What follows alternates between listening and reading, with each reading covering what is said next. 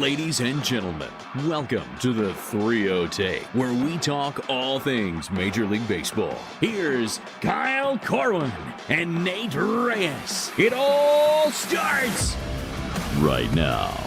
Welcome back to the threeohtake presented by SeatGeek. This is episode 465. I'll be your host, Kyle Corwin. I'm here with my co-host, Nate Reyes. And Nate. Always bringing that fire on Wednesday. Shout out everybody joining us live, hanging out in the chat with us. I mean, that's a big deal. Shout out live.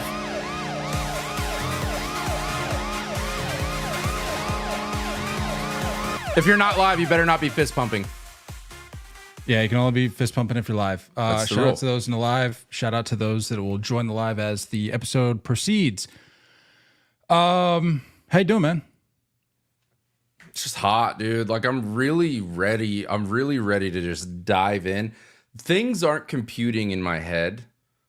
When you're in Arizona and it's still 108, when it's still 108, you're like, I don't understand. I just did a fantasy football draft. We finally got through the dog days of the baseball season, and my ass is still sweaty. And you're just like, that's not where you want to be. That's not where you want to be. Like I'm ready for hoodies. I'm ready for pants. I'm ready for sweats. The last 2 days, not to rub it in, the last 2 days here have been 77. So we're well on our way. It's just a cool 30 degrees difference. That's insane. I'm just ready. I'm ready for that. I'm so excited. So Sunday, it's going to be 73. We're creeping into hoodie weather. It's the best season of the year. We're coming up on the best month of the year. And not just because yours truly's birthday kind of kicks things off. October 2nd, in case anybody's keeping track at home. But would you really consider that the best month of the year? I think so, man. September's like a nice all tease. Things. We're counting all things outside of baseball too. Well, baseball plays a huge factor in it. I mean, you have the postseason, obviously. It is my birthday month, as I mentioned. September is really the teaser of fall. Some days feel like fall, but other days, like you said, we're dealing with the heart of summer still, it seems. But October, once you're in October, I think you're pretty much in the clear. So we're looking at the best month of the year, in my opinion, October. We're knocking on the door. I mean, it's fair. I get that. I would argue May. I think May's pretty cool. No, May sucks. There's too many allergies. Too many allergies in May. I can't deal with the allergies in May. It's those are not my friend, and I refuse to put up with them if given the choice. Whatever, dude. Whatever. But talking about time of year, it is September, and look, I'll be honest with you. Nate and I were just literally seconds. I was gonna say minutes, seconds before we started the episode, talking about how we're in like the residual of August, if that makes sense. Like, as baseball fans, we're looking.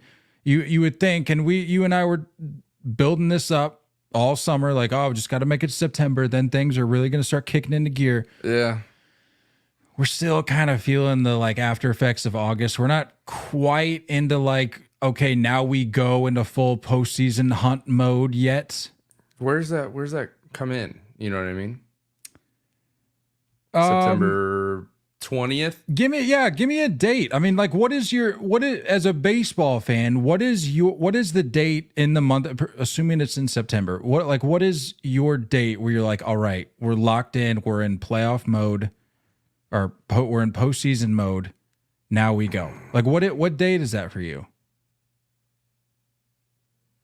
It's so hard. Like, when we grew up, because like we grew up, the postseason was only in October. Now it's like normal to be in November. So like it kind of pushes everything back, and you're like, I don't know. Like, I'm going to say like the last 2 weeks of September. So, I mean, looking at this year's calendar, we're talking, you're talking, I should say, like the 16th. So I got a little less than 2 weeks. So, I mean, who knows? Hopefully some things start to pick up here.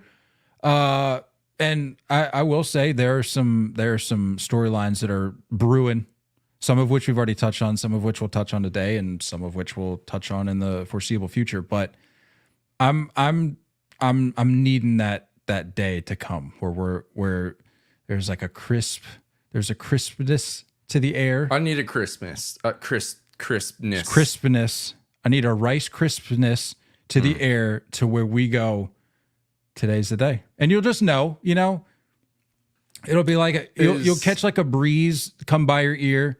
It'll whisper, it'll go, hey, today's the day we lock in for postseason baseball. And you just know. This is going to be the first postseason we haven't linked up in a while. That's not true. Linked up in postseason last year. Didn't do it the year before. We didn't do 2022? No. 2021 was the AL wildcard game. 2022, what did we do? We did something. We did a trip in 2022. What did we do? I'm blanking. WBC was 2023.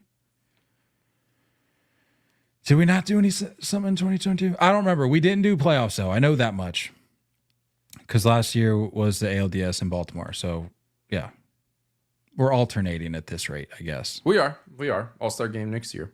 All-Star game next year. But speaking of those storylines I mentioned that are starting to brew, let's get into that. Let's right off the top here, let's talk the return of Fernando Tatis Jr. Fernando El Nino. I can't help it here. Dave O'Brien. Don Orsillo. There you go. Fernando. Remember that video I was telling you about? I'm sure you've seen it. It's like they dubbed over his audio to the super casual catch. It's like the little line, like the little humpback liner. A little bleeder. Fernando. I can't help it here.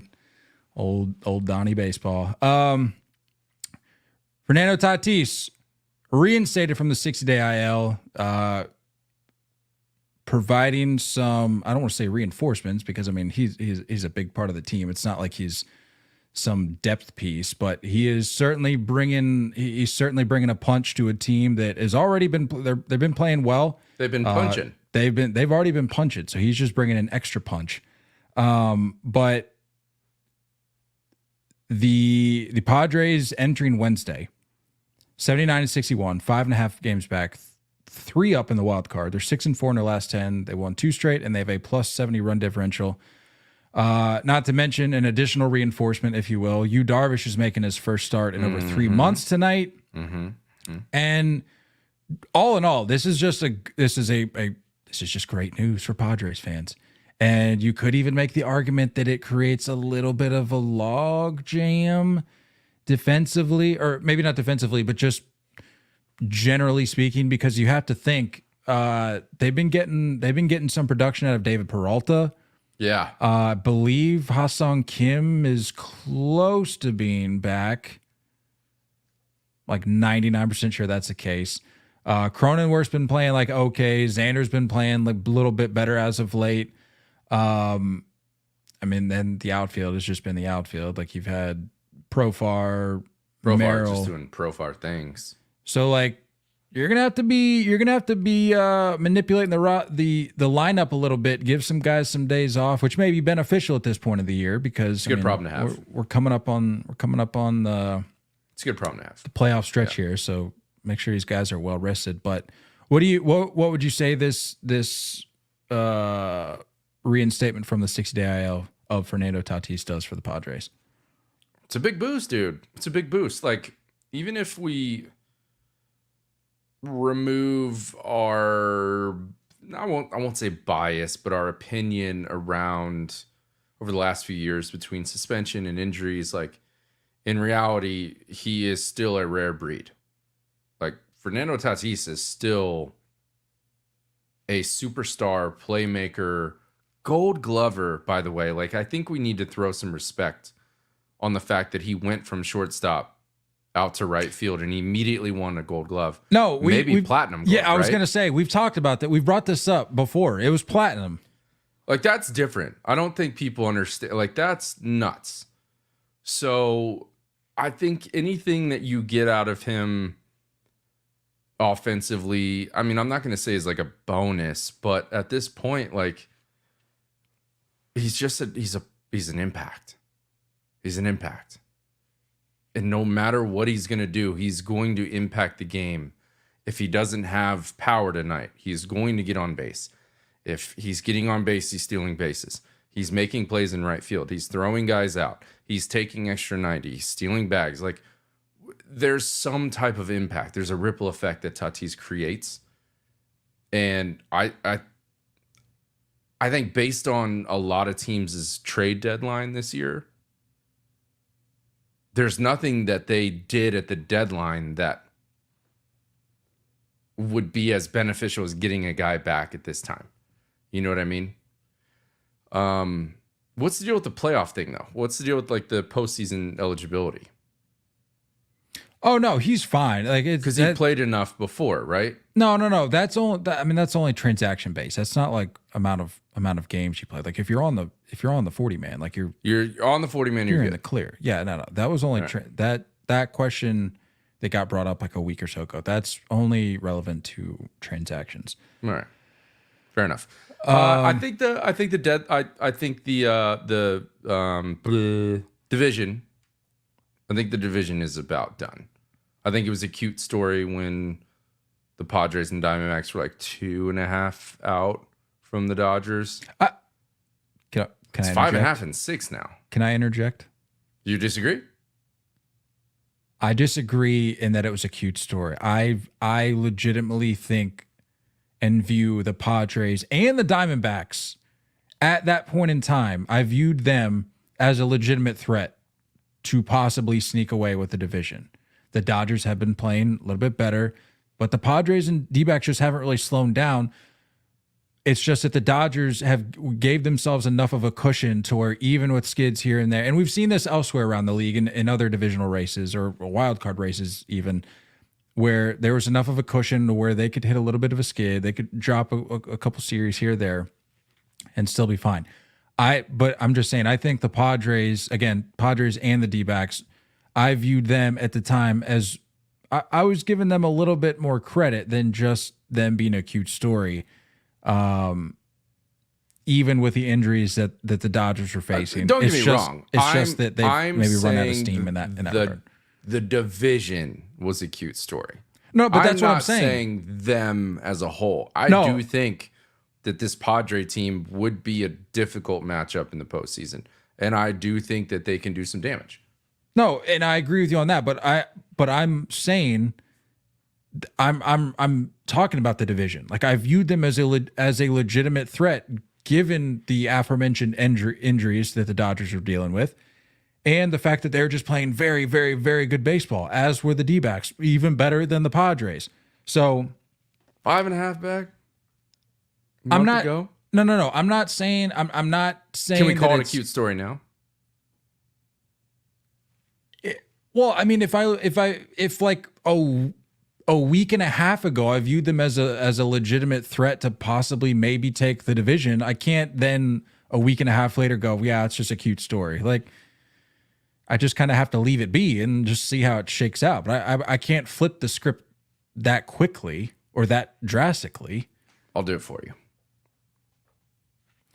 I mean, go for it. I don't know. I think it goes back to what I said back in March, where I said, and I feel like I've repeated this time and time again, but I said back in March that it's not going to be a cakewalk for the Dodgers getting to the World Series. Like, that's anything but a guarantee. And so many people were like, what are you talking about, dude? Like, look how much money they spent. And then you also had some people on the flip side. They're like, yeah, no, it totally makes sense. It rarely works out that way, that the best team on paper, the team that spends the most money, just prances to the World Series. So, I mean, there were people in both camps, but I firmly believed, and I stuck by that it wasn't going to be easy.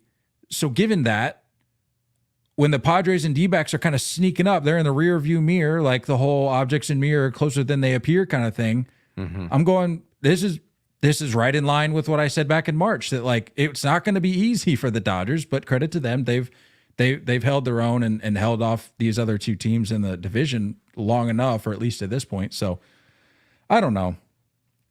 I don't know how it shakes out, but I will not call their stab at the division that has seemingly dissipated a little bit. I won't call it a cute story. That's Cute all I'm story. saying. I'm calling it a cute story. It was a cute story because it lasted for a week and a half, 2 weeks. That's all. But it's 5.5 games. Like with a month. Yeah. Okay. So let's say they don't take the division. Let's say they finish a game and a half back. I mean, who isn't sweating in that scenario?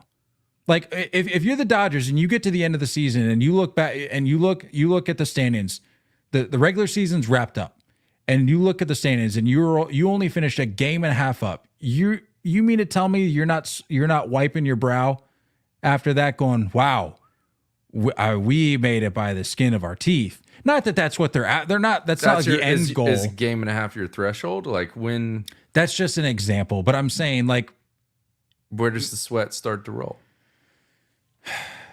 I mean, if you finish the regular season up only I'll call it 2 games, 2.5. I'm like, okay, whatever. But 2 games. I'll say that if it's over 2 games, we can call it a cute story then. But until then, if they can even close the gap to 2 games, I refuse to call it a cute story. That's my take. That's my wrap up there. Yeah, but I mean the Tatis and you addition, I'm curious to see what Yu Darvish is able to do. I mean, let's face it, like you can't necessarily get him ramped up to 100 pitches. No, right but away. They don't need him to. I mean, I looked at the numbers since the break. Offensively since the break, the 3rd best team OPS at 777. But regarding the pitching side of things with you, they don't need him to be the vintage you, because since the break, they also are sporting the 6th best team ERA since the break at 3.62. So they're handling both sides of the ball just fine. And that's without either of these additions. So talking like, postseason you though. Like you said, postseason you're gonna need a little something. Yeah, well, you know what I mean? Because like I'm not at the point of trusting Joe Musgrove. Like I can't trust him. No, as much as I would like to, I can't. I think Michael King has had a good year. I've gotten to witness him as a Yankee. I think he's very solid, but like I think there's a big gap between Dylan Cease and a strong number 2. Yep, I would agree. Specifically starting off a series in the postseason. So that's all I'm saying about you. I don't know if he's going to get ramped up in time to be that, that's what he would normally be. You'd be surprised though. We've seen some guys very like recently and even at the very moment get ramped up somewhat quickly, at least enough to where they can contribute meaningful innings in games that matter. So I think he will. I think he still will. Yeah. So let's keep it out west. Keep it with the Dodgers. Team we've just been talking about. Shohei has made his return to Anaheim. And can I just go ahead and say that I think the reports were a little off in saying that he received mostly cheers, because I went back and looked at the clip and a lot of boos. I don't know. I mean, I can't give you like a percentage ratio, but to say mostly cheers, that seems a little off. I'd maybe go like 55-45, which I guess technically is majority, but I don't know. I just think the boos are loud enough to hear. And that's what I'm saying. And not to mention jeers. Yeah, when I was looking at when I was watching it, I'm seeing they showed this one guy and he looks over his buddy who's just like sitting there and he's like, dude, stand up. Like, what do you like? Stand up and acknowledge like what's happening. The guy like stands up. And then I'm looking around like there's other Angels fans just sitting and I'm like, you don't have a kid. You're not like handicapped. Like, stand up. I'm going to throw some people under the bus here because they're not going to hear this. So whatever. Paige has a friend, is actually her maid of honor, her boyfriend and her live out there. You've been to LA. You've been around that area. It's kind of the only thing I can. Murray's watching. Murray's I'm watching. not talking Dodger fans. Tread lightly. I'm talking Angel fans specifically. I have my own thoughts on LA, but I'll keep those to myself. I think that the only other time I've somewhat seen it, believe it or not, are Rockies fans. There's this like social aspect to going to a game where you don't even really like care that much. You're just going to the game because it's like you're with a group of friends and this is what you do on a Friday night. That's kind of what I've never been to Anaheim. I've never been to LA. I've never been to an Angels game. But based on what I've witnessed, that's not true. You've been to a Tempe El Diablo or whatever it's called. El Diablo Tempe. Where were we at? What was that place called? I want you to keep trying. You can say Tempe. Tempe Diablo. That's all it is. What did I say? Tempe El Diablo? Yeah. I don't know what that means. Yeah, so you have been to an Angels game. I think that there is this like social aspect that trumps the fandom. You know what I'm saying? Like, yeah, no, like for sure. one of those, like, I think if you were to walk around a Rockies game with a microphone and interview fans randomly and just be like, don't look at the scoreboard. Can you name the lineup? I don't think a lot of them could. And I think it's a very similar situation with the Angels. Not that this is an excuse by any means. I think the Angels organization is kind of a train wreck in a lot of different ways. But I think that there's a lot of people there that just went. The reason I brought up Paige's maid of honor is because her boyfriend's the same way. He's like, I don't know, we're just going to a game. Like, we're just going to have fun and then we're going out after. But do you think, given where are they at in terms of worst team in baseball right now? I mean, I know they're well down there. 57 wins. The Marlins are worse. White Sox are worse. And the Rockies are the worst. So they're, what is that? Fourth worst team? Fourth worst team in baseball. So like, I bring that up because I'm wondering at this stage of the game, though, to me, it seems a little bit different than Dodger Stadium, where you're just going to have your diehard Dodger fans. Not to say there's not diehard Angels fans, but like, how many of these people that are at the ballpark do you think are there just to be there? Like, if you've sat through this season as an Angels fan, and this is what I'm saying, man. This is what I'm saying. It's just like something to do. It's just like something to do, and like tickets are cheap, and like let's go. Like, why not? Like, what do you feel like doing tonight? I don't know. Let's just go to a game. You know? Now, one could also argue is that how many of those cheers were from Dodger fans? When you talk about the ratio, yeah, there's a lot of Dodger fans. They traveled traveled. I mean, they showed up. They showed out very well. I noticed that immediately when they started panning. I'm like, that's a lot of blue. So as far as Angels fans go, I don't know. I think they're pretty checked out as a fan base. It's understandable. I don't know how I feel about the. Was that photoshopped? The scoreboard thing that says used to work here? No, apparently that was real. That's kind of funny, honestly. I mean, that's an A plus move. I'll give him credit for that because I mean, like that. What do you got to lose at this point? And like, it's just a guy. Like, Shohei's just a good dude. He was a good ambassador for your organization, and you just decided to let him walk out the door. Which, whatever, it's fine. But my whole thing with the Angels fans that booed him, it's like,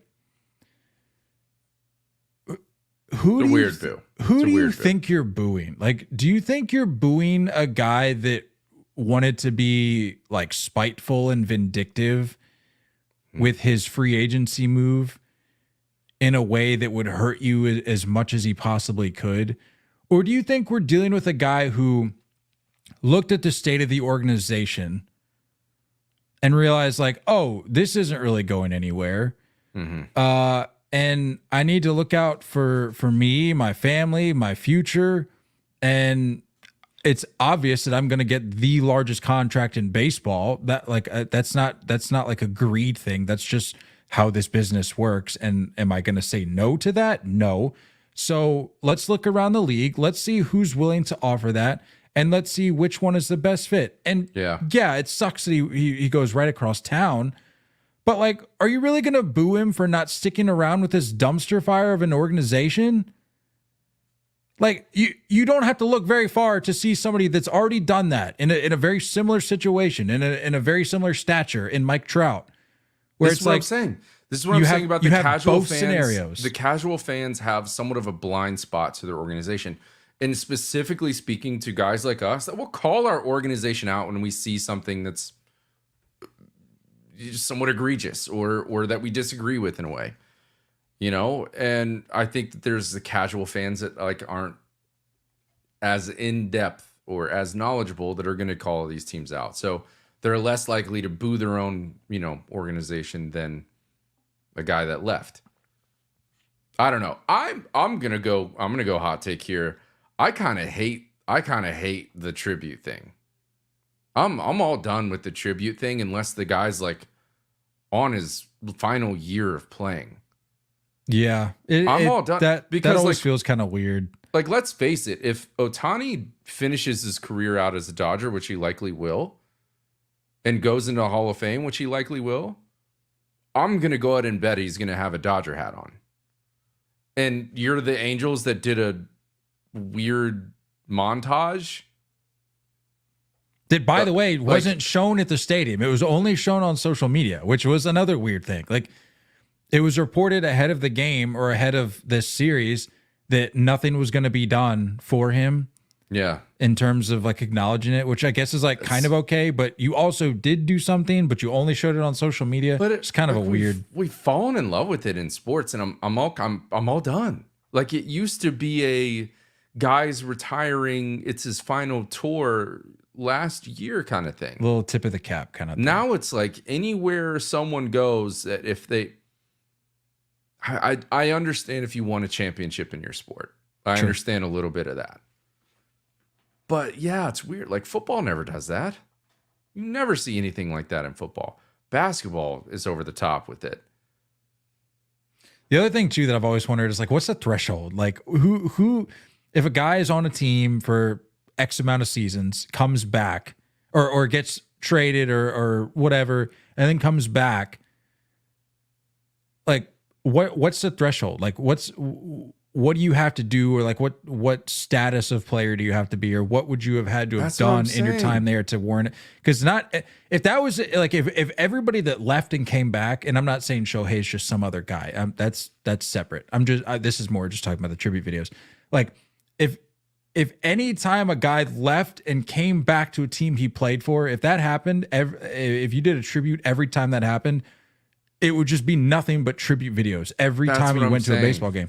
So like, what qualifies as the threshold for that? If the fan base decides to give this guy a standing O, and the umpire has, an idea that it's happening, and he goes and brushes off the plate, helmet comes off and tips.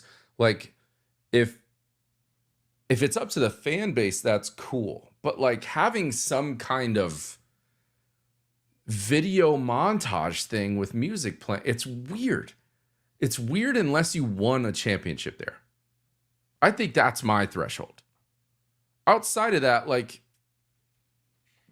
you left because it's a business. We're not going to honor you and cherish you after you're gone and dominating with our rival.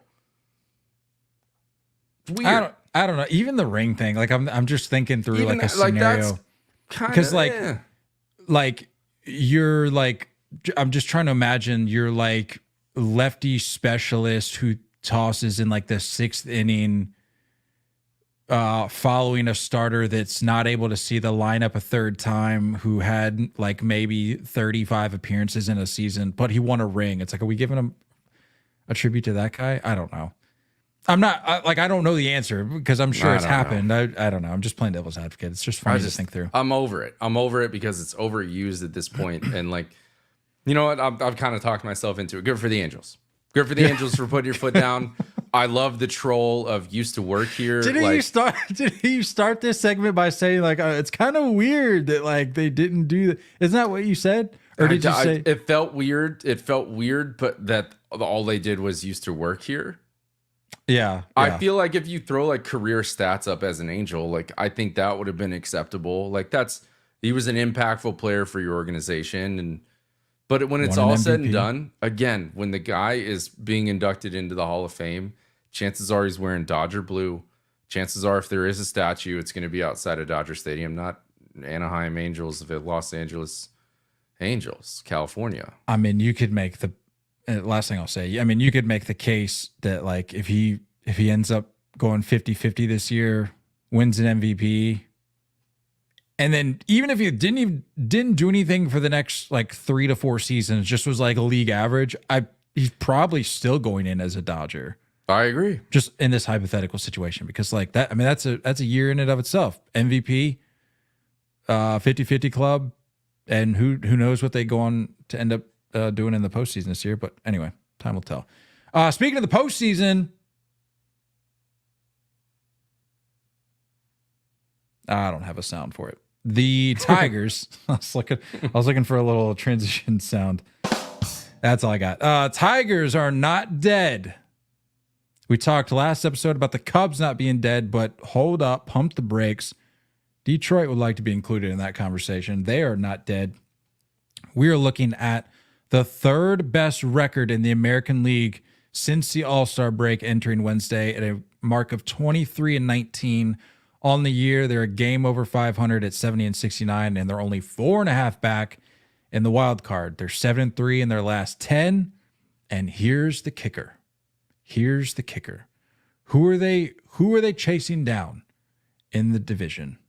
Well, not you get what I'm saying. In the postseason picture. Who also is in their division is what I was saying. Bobby Whit and the Funky Bunch, Kansas City. Bobby Whit and the boys. Here's the kicker. Looking at the rest of the schedule, the Tigers play the Royals 3 more times, and then they have 9 games against the A's, Rockies, and White Sox. The Royals, who have lost 7 straight, by the way, entering Wednesday,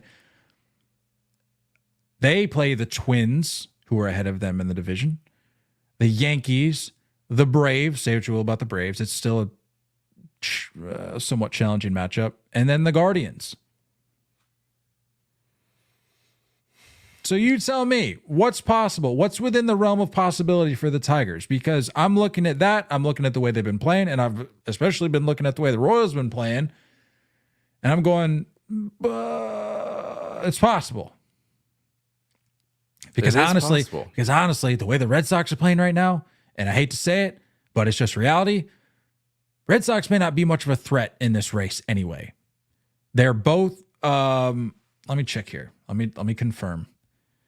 They're both 4.5 back. Yes, they're both 4.5 back. 3 and 7 in the last 10. No, the Tigers are you're saying the Royals. Yeah. Royals and Red Sox, 3 and 7 in the last 10. But my point about the Red Sox is they and the Tigers are both 4.5 back, but we're talking about a tale of 2 different stories here. The Red Sox 4.5 back looks a heck of a lot different than the Tigers 4.5 back, just solely based on the way that both teams have been playing as of late and entered the month of September. Because the Red Sox look like one of the worst teams in baseball right now. They can't win a series, it seems. And the Tigers are just kind of hanging around. And I would even go a step further to say they're playing pretty good ball right now. So maybe we just, in this scenario, we just maybe for the sake of conversation, eliminate the Red Sox as a threat here. You're really just chasing down the Royals at that point. If you can fend off the Mariners, You're just chasing down the old divisional foe in the Royals, and you're only 4.5 back. And like I said, do have a matchup still, right? They have a 3-game series coming up, and then like I said, right around that deadline. They have 9. The Tigers have 9 games against the A's, Rockies, and White Sox. So the Tigers end their final 6 games. Rays and White Sox. I mean, those are up for grabs. And going back to what's happened since the break, Tigers have the 3rd best team ERA in baseball since that break at a clip at 3.26. And not to mention a guy that I think us and maybe a lot of other people wrote off, at least for the rest of this year, just production-wise, Spencer Torkelson, since getting recalled on August 17th, has 4 homers and an OPS of 920. So safe to say, you know what? He's found it.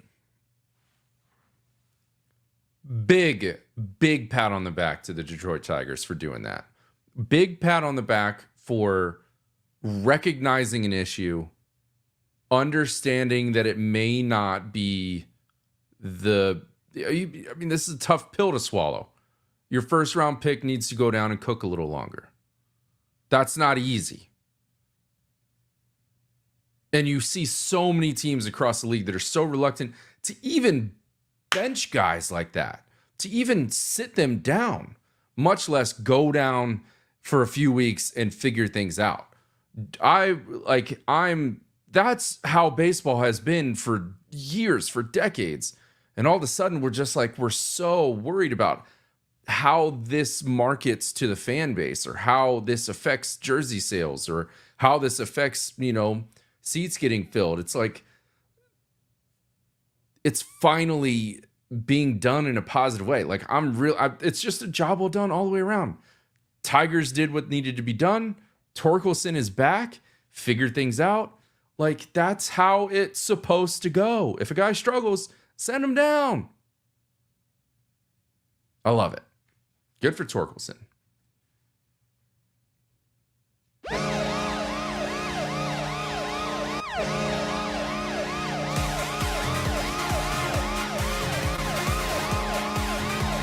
I need to have. That's the only breaking news sound that I've got so far. We probably need a new one. No, it's not a new one. That's good breaking news. This isn't good breaking news. Well, it depends if you're a Mets fan. We were just talking about the AL wildcard race. A little update here. The Sox are on the Red Sox, are on the verge of getting swept by the New York Mets.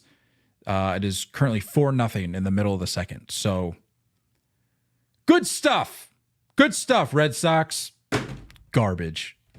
You should put an alarm out for this? This team. Well, when the Mets, a team that we all know how I feel about, goes up 4-0 in the final game of a series, which is headed for a sweep, to put you that much further back in the wild card race. In a wild card race we were just talking about, I feel like it warranted an update, so I gave you that update. Dead. Call him dead. I'm not going to say it. Say it. I'm not going to say it just yet. Say it. I tell you what. This will be 5 straight losses. I tell you what. We play the White Sox this weekend. If we lose a game. Yeah. Listen to me right now. What do I get? What happens?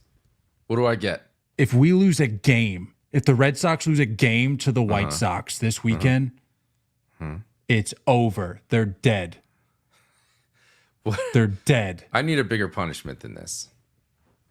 What's the punishment? Like you witnessing me writing off the Red Sox is plenty of punishment enough. What are we talking about? We still got our bet to settle here soon. I don't want to talk about that.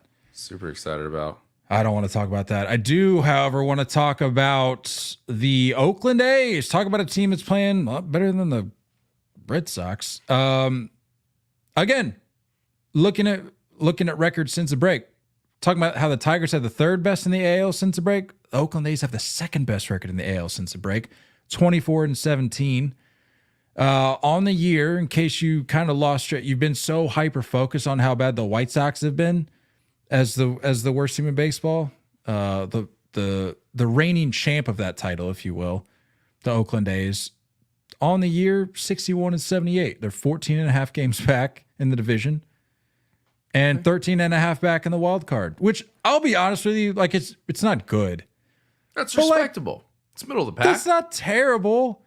I mean, the White Sox were what? It's not middle of the pack, but Let's walk that back. And me just saying that's not terrible, let's walk that back too. It is terrible, but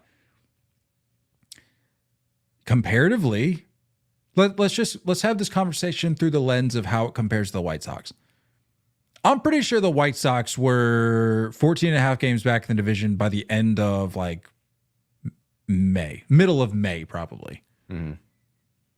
So comparatively, like they're doing all right. The Oakland A's doing all right.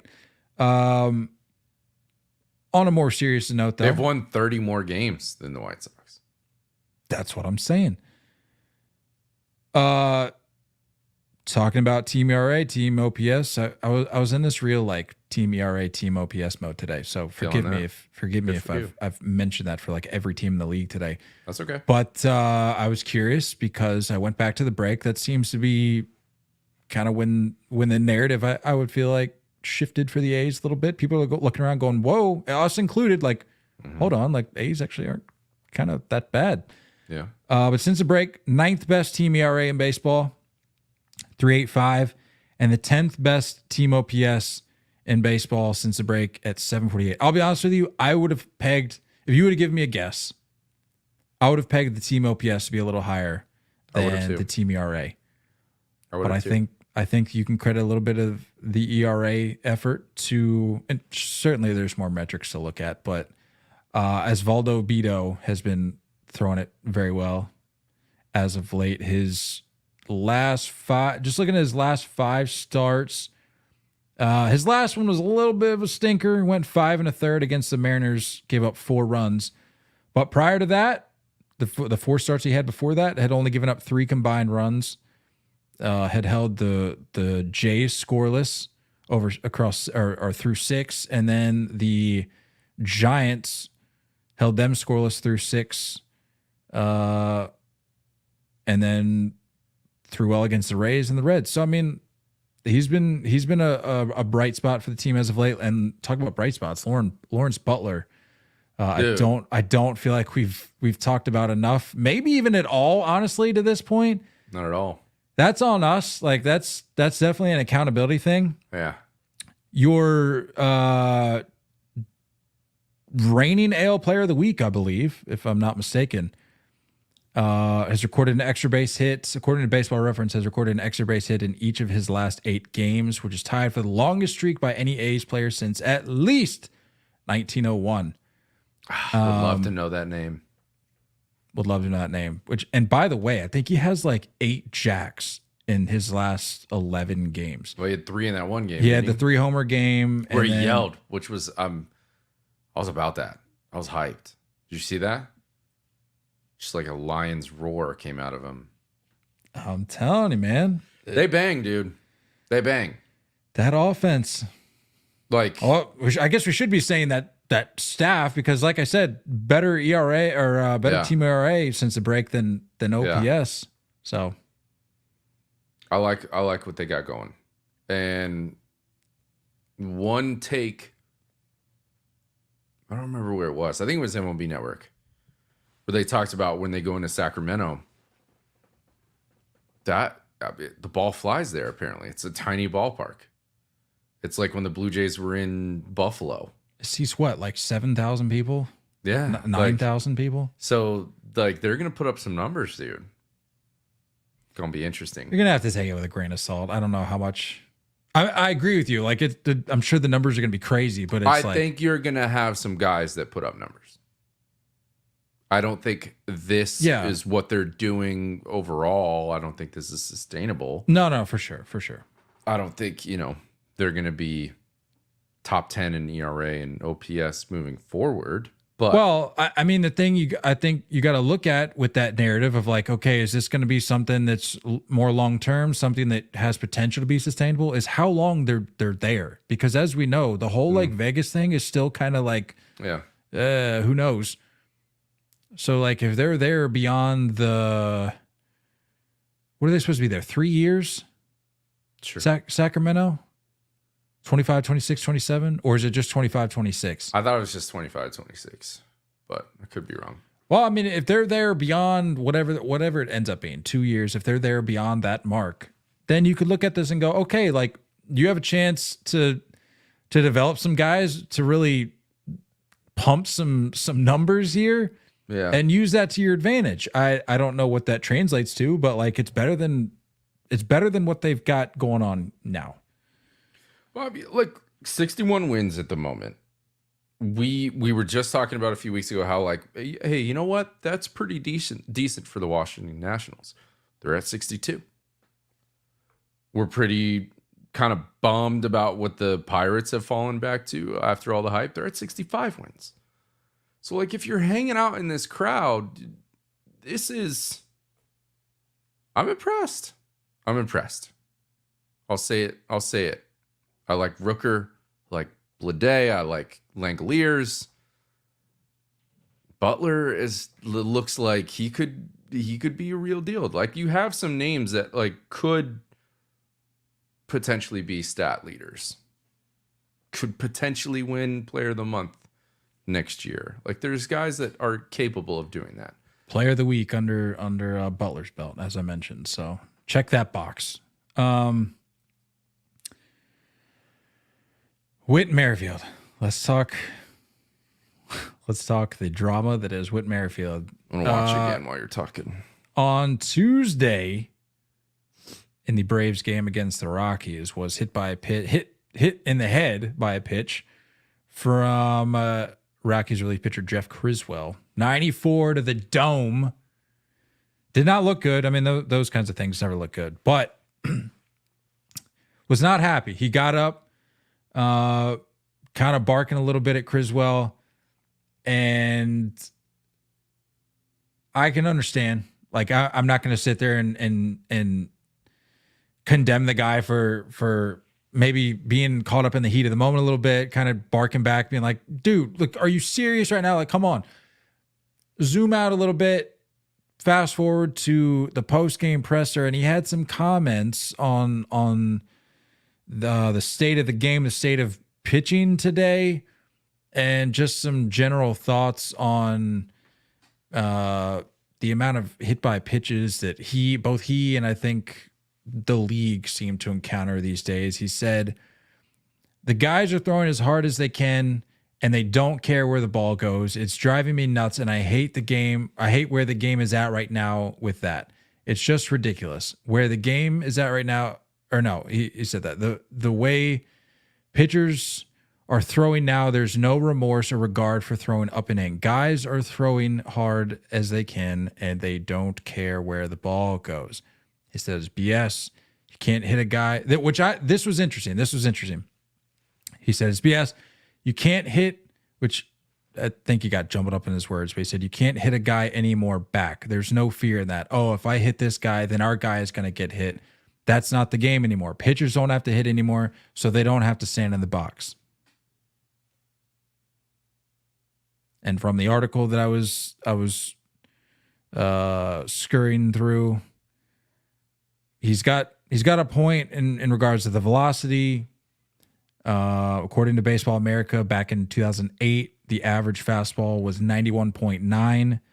Today, or last year, I guess the last data they have available from a full season, average fastball was a 94.2. So certainly a few ticks up.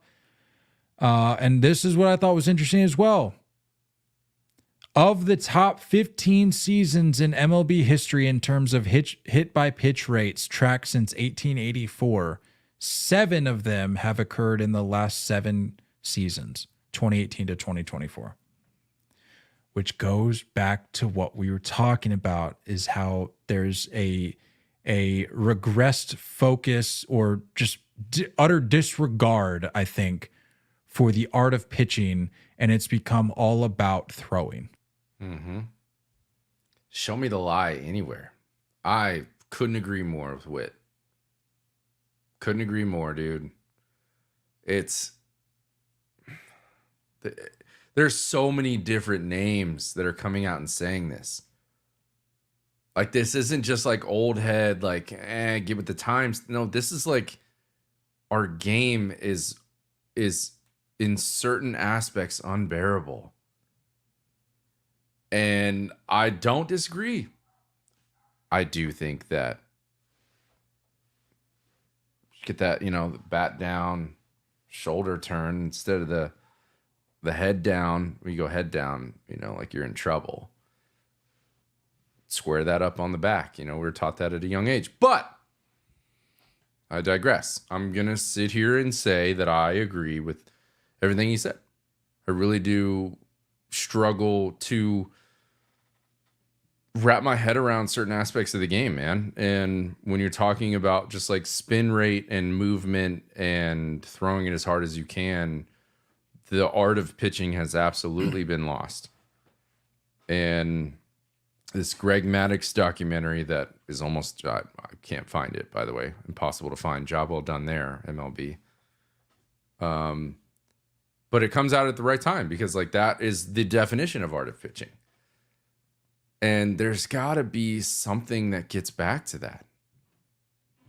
You could talk about it in all different aspects. We've talked about the number of injuries. There's a correlation here. Talk about hit by pitches, injuries, strikeouts. Like we fall in love with certain things and then we just like overinvest in it. And that's all the product is now. And there's no other aspects to the game. It's made it unbearable in certain ways. So now you got to tweak other things instead of having coaches or philosophies change with your organization. Now we're just changing rules to create more offense when it's like, well, in reality, like you could probably have some guys just relax. And it's hard. It's a hard thing to say. Like it's, hey, don't throw as hard as you can. Hey, don't swing as hard as you can. Like, where do you draw the line? I don't know. But the art of pitching is almost gone. And you could slide that into some other things. There's a ripple effect there because the art of catching is pretty much gone too.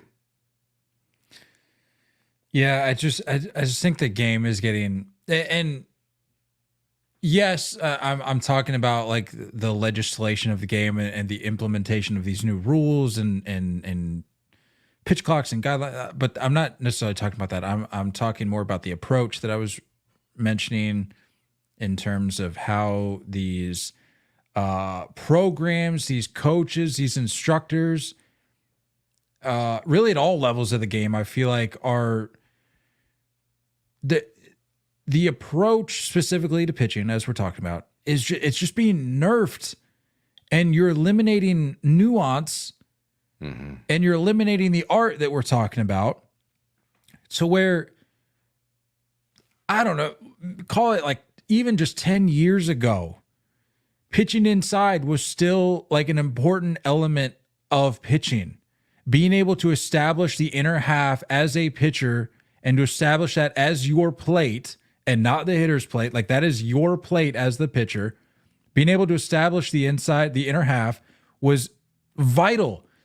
But now it's less about like, well, let's just like spot up where we can as best we can and just hope that we can blow it by the guy. There's no like, hey, let's approach the inner half as something that we can use later in the at bat to our advantage. If we establish the inner half, we back them up a little bit, and then we can toss in something slow on the outer half, get them lunging, get them reaching, and that's we own the at bat. No, it's just like, well, let's just dot it up. Let's light up the gun, and we can try to throw inside. We can set up inside, but if it doesn't end up inside, if it ends up over the plate, the heart of the plate, that's fine. We'll just try to we'll try to buzz 101 by him next pitch or next at bat. It's like, no, you have to the nuance and the paint and the artfulness have to remain in pitching. Otherwise, it's just a competition to see who can throw the hardest. That's it. I mean, I watched Andrew Heaney last night, who I'm pretty sure tops out at like 90, 91. with his fastball. I watched him carve the Yankees up. When it's a lot of changeups and curveballs and you're spotting these and you're throwing them for strikes and you're making them look like strikes, you're able to do that. Your 91 is going to look a lot harder than 91. But if all you're doing is rearing back and trying to throw 97 over and over again, hitters are good enough to recognize that. But if it's a max effort to the point where now we've lost control, now we're talking about a ridiculous amount of injuries. It's like, how about you learn how to pitch? So when you can touch that 97, which you should be able to do every once in a while, it's going to mean that much more. If we're just shoving 97 at your face 45, 50 times a game, and you have no idea where it's going to go, and you're just like banking on it doing that, I don't know, man. And like, we're in love with what Ben Joyce just did, throwing a pitch at 105. It's like,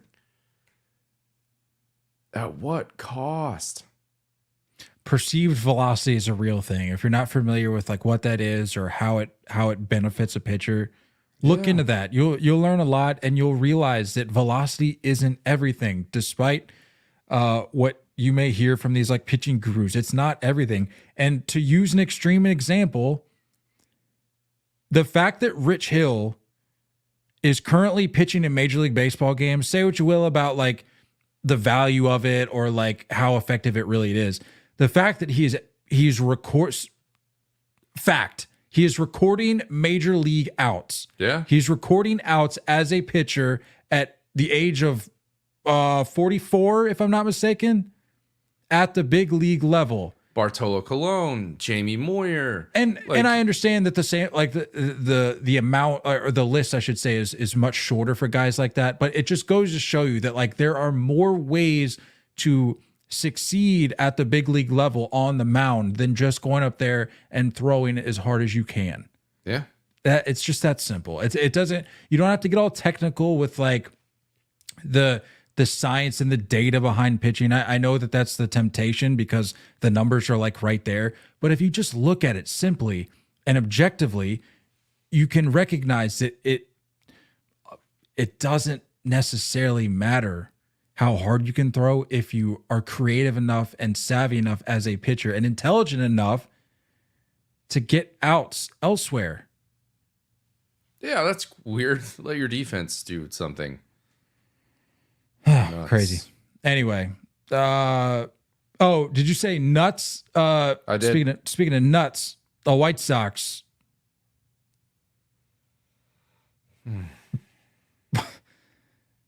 I mean, I know we've already talked a little bit about them. Well, we talked about them a good bit in previous episodes and even a little bit on this episode, but let's talk about this play in Baltimore.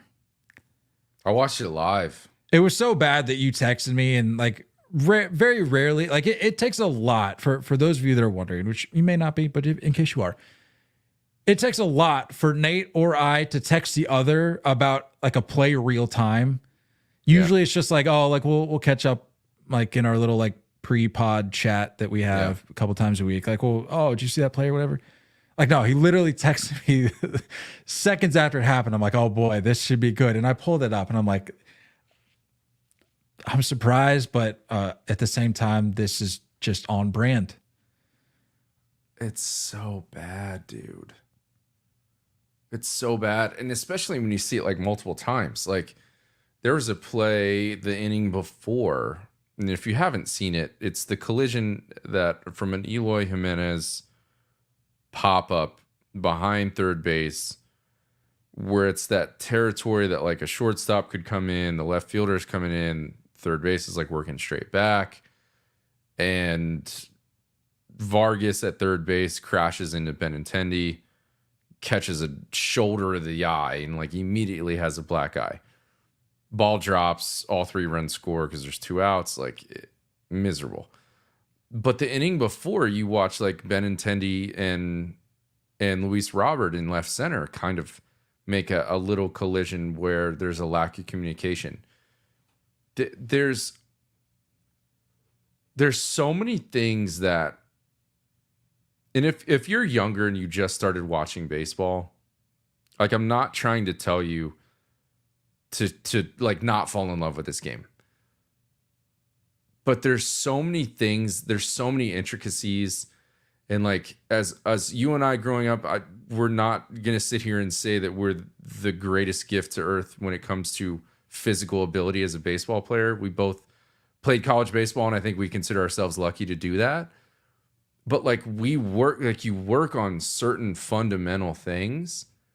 And when you're watching millions of dollars being put towards a product on national television, and you're watching such an absence of those intricacies, such an absence of those practiced nuances to what makes our game what it is, it's really, really hard.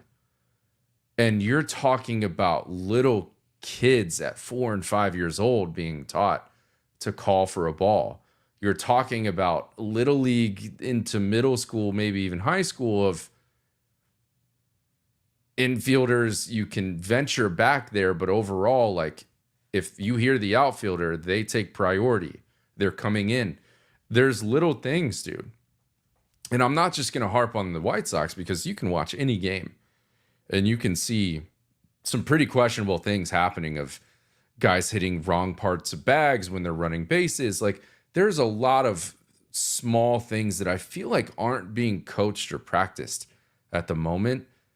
And when you're the White Sox having one of the worst seasons ever, it's just going to be blown up and put under a microscope. And that, to me, like, that, I turned the game off, dude. I was like, I can't watch this. I think you're onto something. I think when it rains, it pours. And like, that's why I said I was surprised. It's just how bad the play was, but I wasn't surprised that the play happened. And you're talking about the lack of fundamentals, the very apparent lack of fundamentals. It goes back to what we were talking about, that bit I heard that Tim Kirchin said recently, where he's just like, these guys, and I know I've mentioned it multiple times in the past month or so, but it rings true, and it continues to ring true, especially for the Chicago White Sox. And that you talk about these players being incredible athletes. They can do on a baseball field what just about nobody else can do or has ever been able to do on a baseball field. Yeah. But they're stupid. The baseball IQ is lacking or non-existent. They just rely on raw talent, raw skills, and that gets them far. But when the going gets tough, when there's a key play in a vital game in the second half of the season that could potentially make or break your chances of getting into a postseason game, and you're looking like a deer in the headlights because you don't work on those fundamentals, there's not an emphasis put on those fundamentals. Right. It really looks bad, and it, more often than not, with the way baseball works, it'll come back to bite you. Yeah. And when you're a team like the White Sox, it happens night after night after night. And it's a big reason why they are where they are. And like, when you can sit here and joke about like the way the White Sox season has gone, you can't just sit there and say, oh, they must be leading the league in strikeouts. They must be leading the league in this. They must be leading the league in this. You know what I mean? Like, it's got to be about all of these small fundamentals. Like, when you care about that little stuff, there's going to be a ripple effect in a positive way towards other things. So overall, like, brutal play. I feel bad for Vargas. You can tell there's like a running joke of these guys, like their collage of pictures of his face just staring off into the distance, being miserable, whether it's in the dugout or wherever. It's like, I do feel for the guy. But damn, dude, like it was hard to watch. Grady Sizemore with his first career ejection in this game as well. I saw that as a player, obviously as a manager as well. And I see the ump dropped an FU to him. Like, yeah, seemed a little odd. I mean, got his face back. cut the guy some, like, I think it was because the ump blew the call. Like I didn't see what prompted it, but pretty sure I was reading or saw that it was because he just outright blew the call, and Grady, like, we got this, I mean, for all intents and purposes, you got this babyface manager coming out. Yeah. Being like, dude, clean it up. And the guy's like, F you. It's like, how does that make sense? Yeah. What? I don't know, man. It's the tale as old as time. The umpires having some delusions of grandeur. They want to have their imprint on the game. Yeah, and zero accountability to follow suit. That's the worst part of it. Let us look ahead to the weekend series to watch. Lettuce And tomato. Look ahead to the weekend series watch. Nate, I think you've pretty much got it nailed. I think we have got a little bit of an old school matchup this weekend. I mean, we got some good baseball. While you're pulling that up, we've got the Guards and the Dodgers. Matthew Boyd's throwing on Friday. Matthew Boyd, by the way, I don't know if you've looked. Matthew Boyd's been throwing awfully well since making his debut. D-backs and Strohs. We got the. Oh, you don't have it. You don't have a specific series. You're just kind of rolling through. Huh? No. I was waiting for you to pull up your series because I think you're right. I think that's probably the one to watch. Yeah, I mean, Twins Royals. It's a good one. Say what you will about the Giants, but they're at on the road in San Diego versus Padres. That might be a little interesting. Which, by the way, I saw. Super random side note. I saw Darren Ruff, who was on that like super fluky 100+ win Giants team. Remember from a few years back? Yeah. Darren Ruff. He's like I saw there was like a welcome coach graphic on social. He's like some assistant coach now, like for some college team, I think. So I'm like, hey, good for you, man. Didn't even realize he just like tough dropped out of the league or whatever. But hey, good for you. And brutal. Speaking of brutal, you got the New York Yankees going into Chicago this weekend. I think if you're just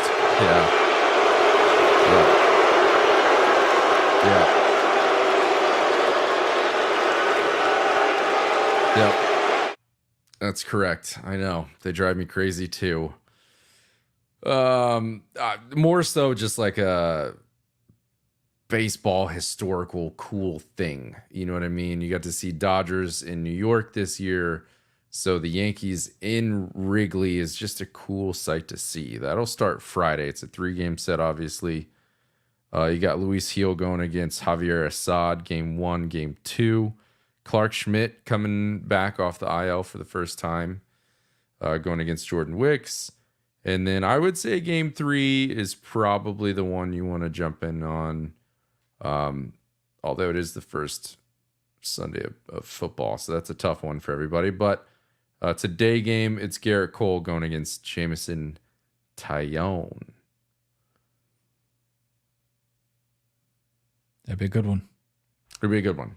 So good series if you're just like a baseball nerd wanting to see these jerseys in this ballpark that you haven't gotten to see in a while. Classic. Not that you want to necessarily watch amazing baseball, because you won't. Classic. I'm gonna have my eye on that D-backs Stroh series. That'll be some quality baseball.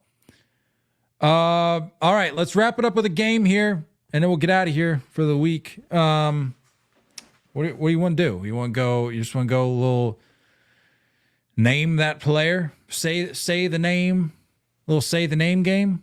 Say the name game. Start off what we decided: 1 retired, 1 active to start it off. Yeah, I'll take retired. I took active last game. I'll take active. First round cannot be a name that we have mentioned today. 2D. 2D. All right, I'm gonna present a challenge here. Our best is 4.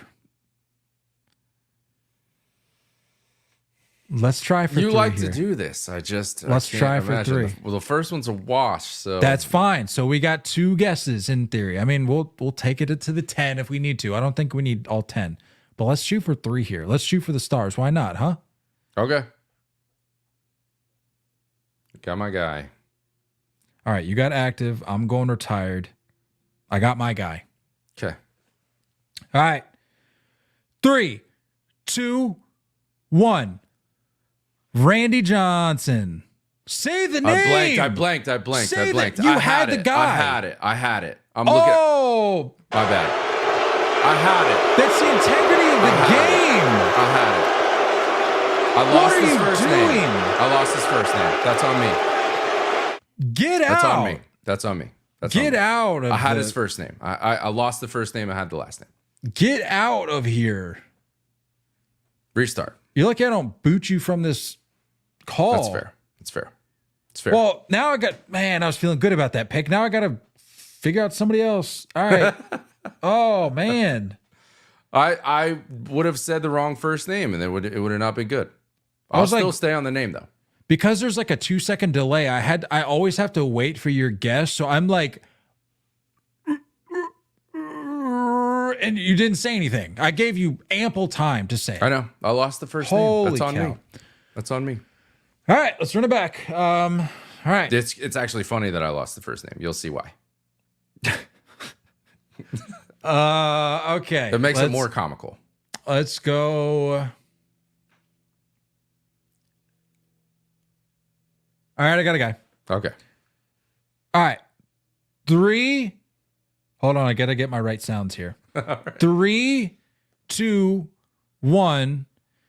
Kyle Chipper Tucker. Jones. See what's funny? Your name's Kyle. Oh, thanks. Yeah, that's good. Oh, so you went with the same guy. Yeah, I went with the same guy. I blanked on his first name. It was a split second thing. It happens. It happens to the best of us. Let's move past it. You said Chipper Jones. Chipper Jones. Chipper Jones and Kyle Tucker. All right, can we do this in 2 guesses? Can we do this in 2 guesses? I'm not gonna lie. I'm still a little frazzled from you just I get quite literally leaving me out to dry. that. I get that. Unbelievable. I understand that. All right, Chipper Jones and Kyle Tucker. Let's think here.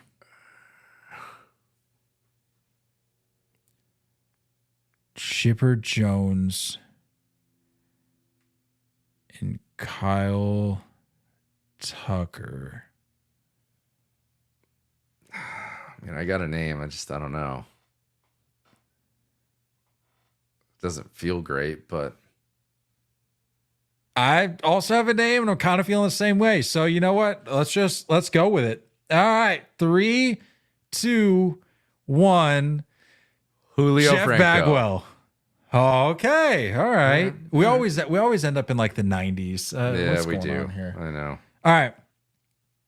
Can we do it on this third guess? This would be a record. Julio Franco, come on. That's a tough one. I told you. I mean, so was mine, but at least it was you can build a bridge from that. I mean, I think it was. Julio Franco. Is he a right fielder for the Braves? No, that's a valid point. Yeah, there's really no connection other than the fact that he was an Astro. That was there was zero connection to the Braves. That's why I didn't feel great about it. But Yeah. okay, Julio Franco and Jeff Bagwell. Still in the same boat here. We're still in the same boat. This is tough.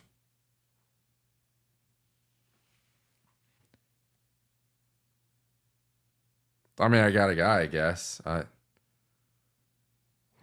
a Julio whole lot of logic here. Julio Franco and Jeff Bagwell.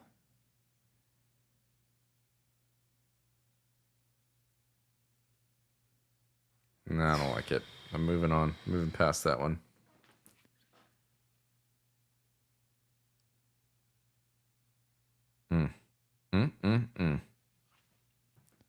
This might not be the game where we set our record here, my friend. Probably not. This could be a tough one. All right, well, let's take the pressure off ourselves then. If we're not going to go 3, then let's try to get it. Just try to get a dub. I thought we got greedy there for a sec. We did. Let's recalibrate here. All right, Jeff Bagwell, Julio Franco.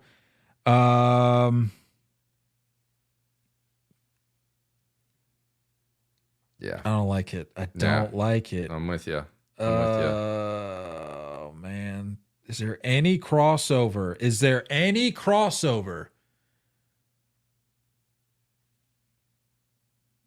Dude, I got nothing.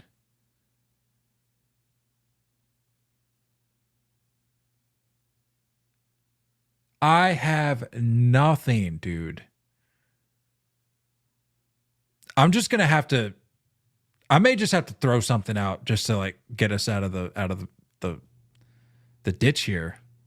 I got nothing. You gotta do what you gotta do. I don't have a lot of. It's just a thing. It's just a name that came to mind that kind of has a tie with one of these teams, but I didn't find anything connecting.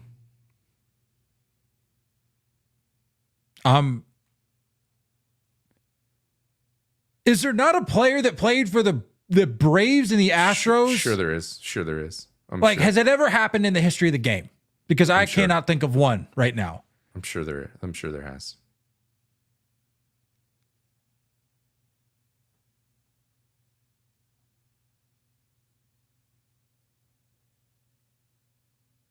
I got nothing, dude. Can we get like a phone your friend in the chat or something? Like, can somebody like just point us in the direction? All right, I'm just gonna throw a name out. That's kind of what I'm doing. So this is strategy more than anything. This isn't trying to make a connection off the last 2 picks. This is what I'm going with. All right, 3. This will be our third guess. 3, 2, 1. Lance Nolan Berkman. Ryan.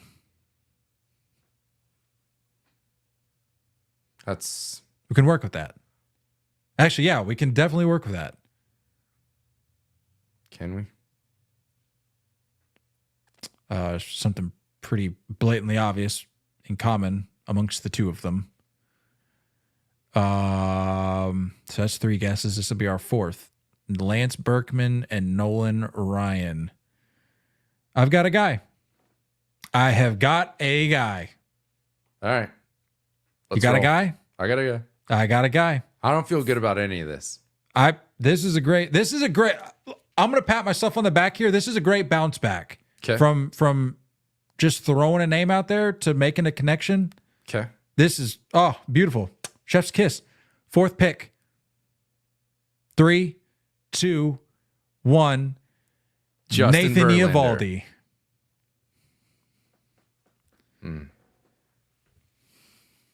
You went the Ranger days. I went the Texas boy. I went the Houston days. They were both Astros.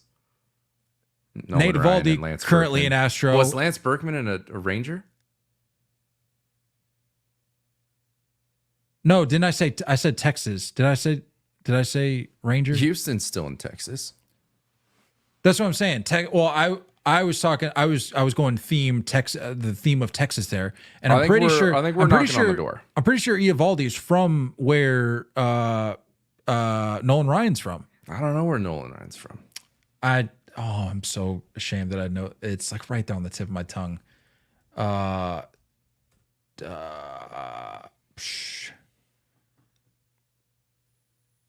Maybe not.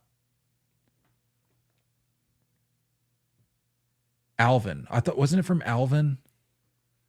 Allen? Alvin. I think that I've heard of an Allen, Texas. Never heard of an Alvin, Texas. Alvin. Attended Alvin High School. Nate Eovaldi. Yeah, I'm pretty sure they're from the same area. So that was a great bounce back on my part. Anyway. And then just lump in the fact that Lance Berkman played for the Astros. And wasn't he also a Texas guy too? I don't know if he was a Ranger. I'm not talking about the Rangers. I'm talking Texas. He's born in Waco, Texas. I mean, that's the best pick I think I've ever had. That's the best pick I've ever had. Verlander's really not that crazy, by the way. My pick is from Texas, as are Nolan Ryan and who's the other guy? Nolan Ryan and Lance Berkman. and Lance Berkman. And I don't know where people are from. Well, that speaks to the degree of effectiveness of my pick. And Fireballer for the Astros, Justin Verlander. Fireballer for the oh my! Are you not? Hold on, we need to take a quick little. Nolan pause Ryan here. was an Astro. Lance Berkman was an Astro. Justin Verlander, Astro. Nolan Ryan was also a Ranger. It's literally right there. You can see the picture, the bloody lip picture. I said Lance Berkman. I know, but listen to what I'm saying. Nolan Ryan played for 2 teams in Texas. Nolan Ryan, also born in Texas.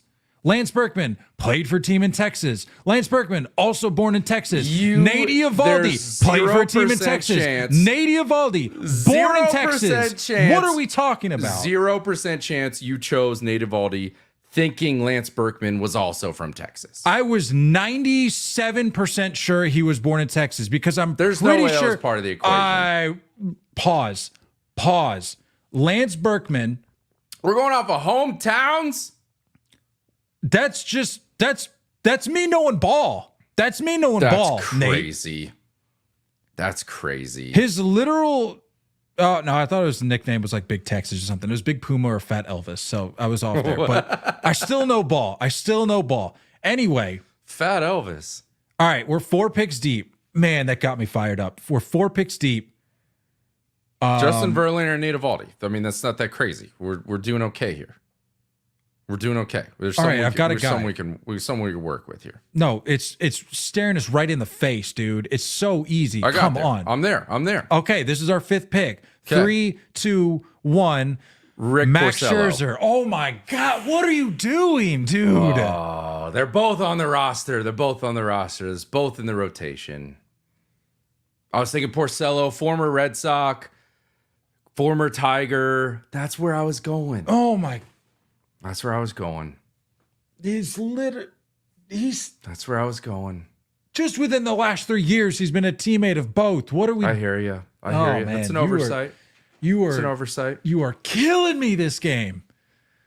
We can still get there. We're still there. Rick Porcello. I guess, dude. That was on Max Scherzer. That was on a tee for us.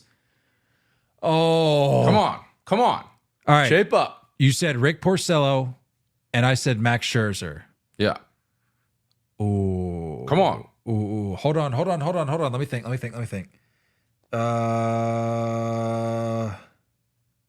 Who was it? I know it. I know who it is, but I don't know who it is.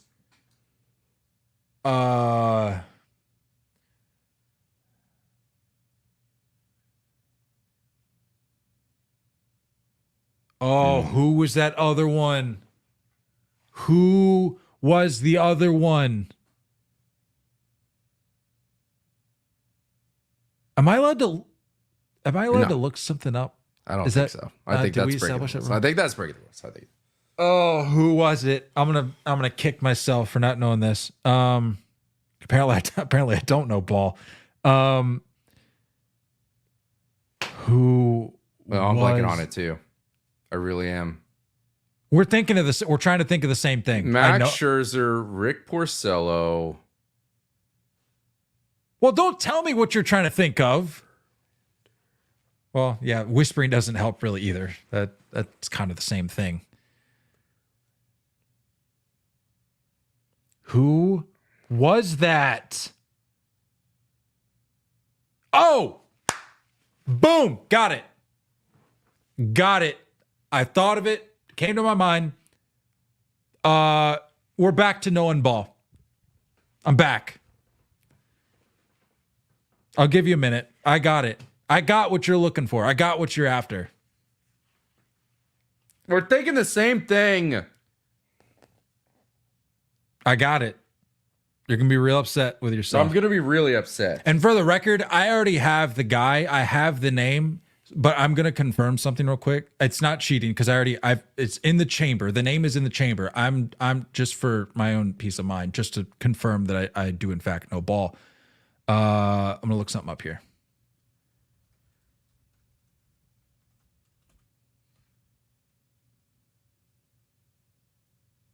This is driving me crazy. Yep. I hate confirmed. this. Confirmed. Do no ball. Yep, we're back. We've never been more back. We have never been more back. I hate it so much. You're gonna kick yourself. We're 5 guesses deep. Is this gonna be our 6th? What are we doing? Yeah. This is gonna be our 6th. Come on, head. Back to knowing ball. Also, shout out Roberto Clemente. Just a little plug for the GOAT. Who's the Hall of Fame? Guess that name, Hall of Fame. Roberto Clemente. True. Yes. What a fitting day to wear this shirt. Look at that. That's big time. He was one of our founding members. I'm really struggling here, dude. I'm really blanking. You're gonna be so upset. I'm gonna be so upset. I would give you a hint just to kind of irritate you a little bit, but it's just I'm already pretty irritated about just it. On the off chance it gave something away, I wouldn't want to mess with the integrity of the game. What the heck, dude? We may just have to. I'll probably still go with the name, but you'll just. All right, so scrap. I'm not gonna get there. Flash the memory. Go back to what we said. What were the names? Porcello and Verlander? Scherzer and who? Verlander or Porcello? Porcello. Okay, Porcello and Scherzer. All right, so come up with a name based off that. I'm probably still going to go with the same guy, and then we'll just go from there because I can't think of anything else. I'm so irritated right now. You're going to be irritated. You're going to be irritated. But you're not going to get at this point. If you haven't gotten it yet, you're not going to think of it. So I'll carry the torch. I don't even know if this guy's a Tiger. I feel like he was for a sec. I don't know. Let's just go. All right. My brain sucks today. Our 6th guess. This is what happens when you don't work. By the way, you're just out in the world willy nilly, not working. Well, you're not unemployed. For anybody new, you're not unemployed. I know, but I have vacation brain. Yeah, you're transitioning jobs here, so you're not just on vacation. You're not like a hobo. All right, I got my guy. You got your guy. Yeah. This is our 6th guess. You're gonna be so upset that you didn't know this name. 3, 2, 1. David Price. Oh, that was the guy. That's crazy. He was in that rotation. Yes, that was the name that I was kicking. I was like, who is the guy? It was the guy. I know. I thought he was a Tiger, but that was the rotation going back to like Verlander, Scherzer, Porcello. He was in that. When I said, let me look something up because I had the name. Sure? Dude, I looked it up. He's in the picture. They're all like holding the ball like towards the camera. That he's in that picture. Like that was part of the rotation that gets memed all the time where it's like, how could the Tigers not do anything with this? David Price was one of those guys. Was that post? Oh wait, forgot to hit it. There we go. Was that post Rays? Pre-Rays. Yeah, no, post because he came up with the Rays. Dang, I knew I was going off of like Porcello, the Red Sox Tigers connection. Yeah, that's why I went David Price. I genuinely couldn't remember if he was in that rotation. Was that the guy you were trying to think of? No, I thought it was a different name in that rotation, but I guess it makes sense now that we're like, yeah, he was. There was one other guy. I thought there was a 5th guy. Yeah, there was. I don't remember who it was. Let me look real quick. And like everyone jokes about like Rick Porcello being like, Anibal Sanchez. That was the guy. That was the 5th guy in that mix. Who's been around the block, dude? I'm pretty sure he was in Washington with Max, wasn't he? I believe so. Yeah. Yeah. All right. Well, I mean that salvaged it a little bit. That was a little sloppy. That was a lot done. That was vacation. I'm gonna blame vacation brain. We got off on the wrong foot. The important thing is we got there and we introduced a new member, or we inducted, I should say, a new member to the Say the Name Hall of Fame. David Price. David, congratulations, welcome. Yep. Got no celebratory music, but this'll do. Welcome, David, and goodbye to all of you. We'll see you next time. I don't know. Nate and I are both going to be out of town this next week. I don't know what a recording schedule looks like. Yeah.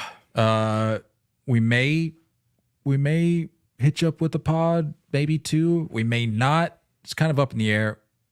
There's some things at play. We got to figure out. Got to figure out Wi-Fi. Got to figure out availability. Got to figure out if there's even anything to talk about worth covering. Because as we mentioned, we're still kind of in this weird residual August holding pattern. Yeah. So not quite sure what's going to happen there, but we'll certainly let you know. We'll keep you up to date. We'll keep you in the loop as to what's going to be happening here in the coming week. But either way, whether you hear from us this coming week or not, enjoy some baseball. We gave you some series to watch. And if you're playing catch up, if you had a busy summer, you had you're catching up from a long Labor Day weekend, you got to get caught up with the boys, get caught up with the pod. Check us out on YouTube. There you go. I would argue this would be a great one for YouTube because there was a lot of visuals for this one. I mean, I got closer to the camera on this episode. You got up in there. I was up in the grill, man. That's as close as I've ever gotten to a camera, I think, when we've done a podcast. So that was fun. And then just my faces of disgust and anguish at the say the name game with Nate's vacation brain. But yeah, check us out on YouTube, and otherwise we'll chat with you guys soon. Don't go chasing curveballs. We love y'all, and as always, looking forward to talking more baseball with you guys soon. Until next time, stay filthy.